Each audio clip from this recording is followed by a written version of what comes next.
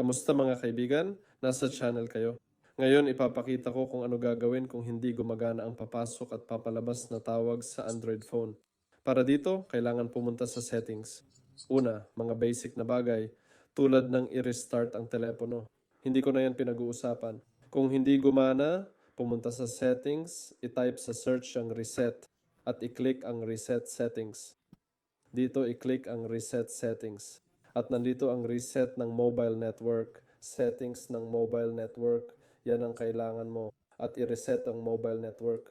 Kung hindi pa rin gumana, kung gayon, kailangan nating hanapin ang phone app mismo. I-type natin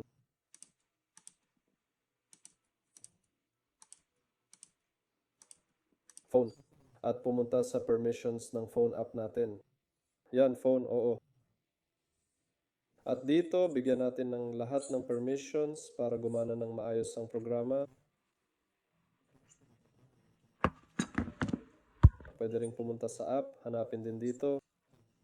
Kaya pumunta sa lahat ng apps at hanapin natin ang phone.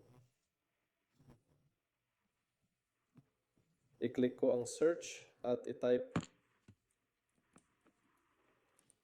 phone. Oh, yan ang app. Dito rin, idagdag lahat ng permissions nito. Yan ang permissions.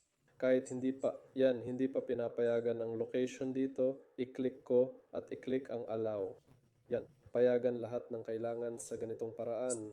Kung hindi pa rin gumana, natitira na lang ay i-reset ang program na ito. Para dito, i-click ang force stop, tapos i-click ulit para i-on. Pwede rin pumunta sa details, oo, at tingnan kung may mga updates. Yan, may update ako ng phone, halimbawa. Kaya, i-update natin. Yan lang. Kasama ninyo si Visem. Paalam.